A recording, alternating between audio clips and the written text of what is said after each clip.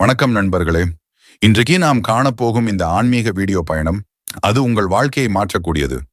சிவபக்தர்கள் செய்யக்கூடாத 9 பெரிய தவறுகள் பற்றி இப்போது நாம் தான் தெரிந்து கொள்ளப் போகிறோம். தயவு செய்து இந்த வீடியோவின் முடிவு வரை கேளுங்கள்.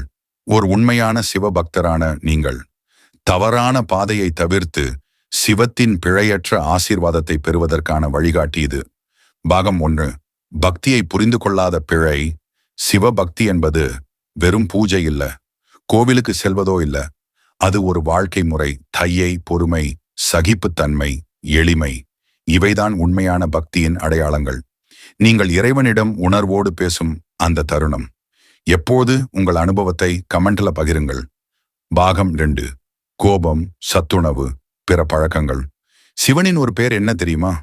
அபயங்கரன், பயத்தை போக்கும், ஆத்திரத்தை சமாளிப்பவர். ஆனால் நாம் கோபப்படும் போது நாம் அவரிடம் நெருங்க முடியுமா?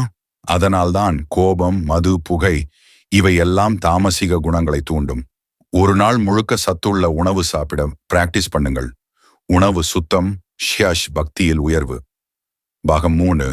பஞ்சாட்சர மந்திரம் தவிர்த்தல். ஓம் நம சிவாய 5 எலமெண்டுகளின் சக்தி. அதை தினமும் 108 முறை ஜெபிக்கிறீர்களா? இல்லை என்றால் இன்று முதலே தொடங்குங்கள். அது ஒரு பெரிய ஆன்மீக புரட்சி தரும். வாசலில் ஒரு ருத்ரக்ஷா வைத்து ஜெபிக்க ஆரம்பியுங்கள். பாகம் 4. தூசி மற்றும் காற்றோட்டம் இல்லாத பூஜை அறை. சிவ வழிபாடு செய்யும் இடத்தில் காற்றோட்டம் இல்லையெனில் நெகட்டிவ் எனர்ஜி தேங்கும். தூசியும் பழைய பூக்களும் எரிந்த மெழுகுவர்த்திகளும் உடனே அகற்றுங்கள். வீட்டில் பூஜை இடம் ஒவ்வொரு நாளும் சுத்தமாக இருக்கட்டும். பாகம் 5. நேரமின்றி வழிபாடு. பிரம்ம முகூர்த்தம். அதிகாலை 4 முதல் 6 அந்த நேரத்தில் ஒரு மந்திர உச்சரிப்பு ஷஷ் 100 முறை வழக்க நேரத்தில் சொன்னதற்கே சமம். மொபைல் ரிமைண்டர் வைங்க. 5:30க்கு ஓம் நம சிவா என்ற மந்திரத்தை ஒரு முறையாவது தவறாமல் சொல்லுங்கள். பாகம் 6. பரிசுத்தமின்றி பூஜை. குளிக்காமல், சீராக இல்லாமல் சாப்பாடு போட்ட கை. இவற்றோடு சிவனை எப்படி தொட்டு பூஜை செய்வது? அவருக்கு தூய்மை பக்தியின் அடையாளம். குளிக்கும் போது ஓம் நம சிவாய 11 முறை தவறாமல் சொல்லுங்கள். ஒரு நாளும் விடாதீர்கள். பாகம் 7. வில்வ இலை தவறுகள். வில்வ இலைகளும் பசுமை, சுத்தம், பக்தியுடன் இருக்க வேண்டும். பூச்சி கடித்த இலை, உலர்ந்த இலை வைக்கவே கூடாது. சிவ பூஜைக்காக வெவ்வேறு வில்வ இலை வகைகளை தெரிந்து கொள்ளுங்கள். பாகம் 8.